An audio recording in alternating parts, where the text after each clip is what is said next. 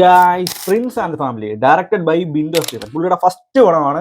ഒരിക്കലും പക്ഷേ നമ്മൾ പറയത്തില്ല ഇത് ഒരാളുടെ ഫസ്റ്റ് പടമാണെന്ന്. ആ രീതിയിൽ വൃത്തിയായിട്ട് ദിലീപേട്ടൻ പ്രസന്റ് ചെയ്തിട്ടുണ്ട്. പടത്തിന്റെ മെയിൻ പോസിറ്റീവും ദിലീപേട്ടനെ ആ ഒരു എന്താ പറയാ വയ്യാത്ത രീതിയിൽ നമുക്ക് കാണാൻ പറ്റത്തില്ല. അത്യാവശ്യം നല്ല പോലെ തന്നെ പുള്ളി ഇതിൽ പെർഫോം ചെയ്തിട്ടുണ്ട്. പടത്തിൽ ദിലീപേട്ടനും കിട്ടുന്ന അതേപോലെ സ്പേസ് സിനിമയിലെ നായികയ്ക്കും കിട്ടുന്നുണ്ട്. മീനാക്ഷി എന്ന് മറ്റാണ് പേര്. പുള്ളിക്കാരി അത്യാവശ്യം വൃത്തിയായിട്ട് പടം ചെയ്തിട്ടുണ്ട്. പക്ഷേ സിനിമയുടെ തുടക്ക സമയത്ത് ഒരുപാട് ക്യൂട്ട്നെസ് പരിപാടികളൊക്കെ കാണിച്ചു പോകുമ്പോൾ നമ്മൾ ഓർക്കും, ഓ ഇത് പടം കയ്യിൽ നിന്ന് പോയി. പക്ഷെ ആ ഒരു ക്യൂട്ട്നെസ് പരിപാടികളൊക്കെ കഴിഞ്ഞ് കഥയിലേക്ക് വരുമ്പോൾ അത്യാവശ്യം വൃത്തിയായിട്ട് അത് നമുക്ക് മനസ്സിലാവും ഇതൊരു പുതിയൊരു നടിയല്ല, നല്ല എക്സ്പീരിയൻസ്ഡ് ആയ ഒരാൾ വന്ന് പെർഫോം ചെയ്യുന്നു. അതായത് നമ്മുടെ പഴയ മമത, ഉർവശി ഇതുപോലുള്ളവരൊക്കെ ചെയ്യുന്ന ടൈപ്പ് എന്ന് പറഞ്ഞാൽ അവരുമായിട്ട് കമ്പയർ ചെയ്യല്ല, അവരൊക്കെ ചെയ്യുന്ന ടൈപ്പ് ഒരു കോമഡി പടം. അതിനകത്ത് എന്താ പറയാ പണ്ട് ഉർവശി ചെയ്യുന്ന ടൈപ്പ് ഒരു കോമഡി റോളാണ് ഇത് നായികയ്ക്കുള്ളത്. പക്ഷെ വൃത്തിയായിട്ട് പുള്ളിക്കാരി ചെയ്യുന്നുണ്ട്. അവസാനം ക്യാരക്ടർ പിടിച്ച് നല്ല കൺട്രോൾഡ് ആയിട്ട് നല്ല പെർഫോമൻസ് ചെയ്തു പോകുന്നുണ്ട്. പടത്തിന്റെ വേറൊരു മെയിൻ പോസിറ്റീവ് എന്ന് പറഞ്ഞാൽ മ്യൂസിക്കിലായാലും ദിലീപേട്ടന്റെ പഴയ സിനിമകൾക്കൊക്കെ ഗാനമൊക്കെ പാട്ടുള്ള ഉദിത് നാരായണൻ, പിന്നെ അഫ്സൽ, ഇവരുടെ പാട്ടുകളൊക്കെ ദിലീപേട്ടനെ കാണുമ്പോൾ തന്നെ നമുക്കൊരു പോസിറ്റീവ് വൈബ് കിട്ടും. ആ ഒരു വൈബ് തന്നെ സിനിമ കംപ്ലീറ്റ് ആകുമ്പോൾ നമ്മളെ സാറ്റിസ്ഫൈ ചെയ്യിപ്പിച്ചുകൊണ്ട് ഇറങ്ങുന്നുണ്ട്. പടത്തിന്റെ തുടക്കമൊക്കെ നമ്മൾ കാണുമ്പോൾ ഓർക്കും ഇതൊരു പവി കെയർ ടേക്കർ 2.0 ആ രീതിയിലുള്ള ചളി പരിപാടികളൊക്കെ കാണിച്ചു പോകുന്നുണ്ടെന്ന് പറഞ്ഞാൽ പോലും അത്യാവശ്യം നല്ല രീതിക്കാണ് പടത്തിന്റെ ആ ഒരു ഫ്ലോ അവർ മെയിൻറ്റെയിൻ ചെയ്തത്. ഈ സിനിമയിലും ഒരുപാട് ക്ലീശയെ പൊളിച്ച് മാറ്റുന്ന രീതിയിലുള്ള കോമഡി സീനൊക്കെ വരുന്നതുകൊണ്ട് ഇത് കൂടാതെ തന്നെ ദിലീപേട്ടന്റെ സ്ഥിരം കാണിക്കാറുള്ള പോലെ തെന്നി വീഴുക, മോന്ത കൊണ്ട് എക്സ്പ്രഷൻ കാണിക്കുക, ഈ ടൈപ്പ് സാധനങ്ങൾ ഇതിനകത്ത് ഇല്ല.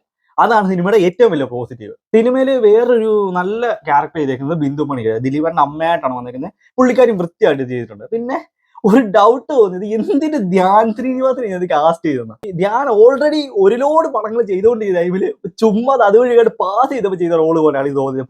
പുള്ളിക്കാരൻ ഇല്ലേലും ഉണ്ടേ ഒരു കാര്യമില്ല പടത്തിൽ. നമുക്ക് പിന്നെ ചിരിച്ചു പറയാനായിട്ടുള്ള ടു കൺട്രീസ് ഓഫ് ഐവോസ് ടൈപ്പ് കോമഡി അല്ല പടത്തിൽ കാണിച്ചു പോകുന്നത്.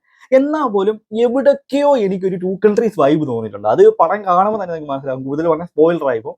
എന്തായാലും ഇന്റർവെൽ ആകുമ്പോൾ തന്നെ നമ്മൾ ഓർക്കും ഇനി സെക്കൻഡ് ഹാഫിൽ ഇവർ എന്തോ കാണിക്കാനാ, ഇവിടെ ഇങ്ങനെ നിർത്തിയോ എന്നൊക്കെ തോന്നുന്നിടത്ത് നിന്ന് സെക്കൻഡ് ഹാഫ് ആകുമ്പോൾ പടം ആ ഒരു ഫ്ലോയിൽ തന്നെ പോകുന്നത്. മഞ്ജു പിള്ളയുടെ പെർഫോമൻസ് അടിപൊളിയായിരുന്നു പടത്തിൽ. പുള്ളിക്കാരി നീറ്റായിട്ട് അവരുടെ റോള് നല്ല രീതിയിൽ കൈകാര്യം ചെയ്തിട്ടുണ്ട്. പുള്ളിക്കാരുടെ ഹസ്ബൻഡായിട്ട് അഭിനയിച്ചൊരു ആളുണ്ട്, ആരെന്ന് അറിയത്തില്ല.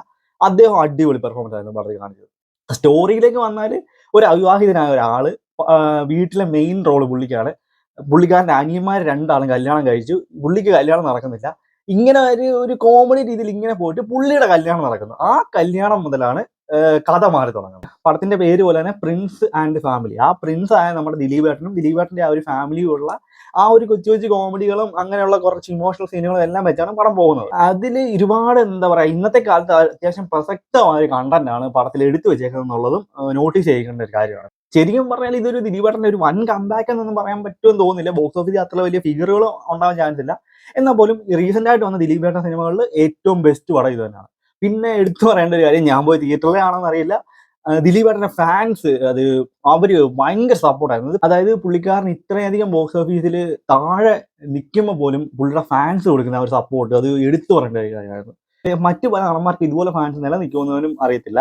എന്തായാലും ഇത്ര ഡൗൺ ആയിട്ട് പോലും പുള്ളിയുടെ ഫാൻസ് പുള്ളിക്ക് കൊടുക്കുന്ന ആ ഒരു സപ്പോർട്ട് ഭയങ്കരമാണ്. അത് ഇന്ന് എക്സ്പീരിയൻസ് ചെയ്യാൻ പറ്റി എന്നുള്ളത് വേറൊരു കാര്യം. ദിലീപേട്ടന്റെ ഒരു മാസ് കംബാക്ക് അങ്ങനെ നോക്കിയാലൊന്നും ഇത് വർത്താണോന്ന് അറിയില്ല. എന്നാൽ പോലും ഫാമിലി ആയിട്ട് എൻജോയ് ചെയ്യാൻ പറ്റുന്ന ഒരു വൺ ടൈം വാച്ചബിൾ പടം. അല്ലെങ്കിൽ തന്നെ റിപ്പീറ്റ് വാല്യൂ ഉള്ള സിനിമകൾ ഇപ്പം നമ്മുടെ മലയാളത്തിൽ വരാറില്ല എന്നുള്ളത് വെച്ച് നോക്കിയാൽ അത്യാവശ്യം കുഴപ്പമില്ലാത്ത രീതിയിൽ തന്നെ പടം മേക്ക് ചെയ്തിട്ടുണ്ട്. കൂട്ടത്തിൽ ദിലീപേട്ടനോടൊപ്പം തന്നെ നിൽക്കുന്ന ഒരു ക്യാരക്ടർ നായികയായ മീനാക്ഷി ചെയ്തിട്ടുണ്ട്.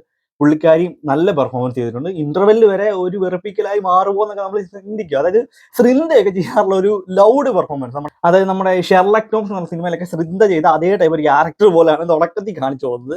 പക്ഷെ അത് കഴിയുമ്പോൾ ആ ഒരു ക്യാരക്ടർ മാറി വൃത്തിയായിട്ട് പ്രസന്റ് ചെയ്തിട്ടുണ്ട്. എന്തായാലും അതുകൊണ്ട് തന്നെ പടം വർത്ത് വാച്ച് ആയിരിക്കും. പിന്നൊന്നും പറയാനില്ല. വീഡിയോ ഇഷ്ടപ്പെട്ടെങ്കിൽ സബ്സ്ക്രൈബ് ചെയ്യാൻ സപ്പോർട്ട് ചെയ്യാൻ മറക്കല്ലേ. അപ്പോൾ അടുത്തൊരു വീഡിയോ കാണാതിരിക്കും. ബൈ. നിങ്ങളുടെ അഭിപ്രായം കൂടി ഒന്ന് കമന്റ് ഇട്ടേക്കണേ.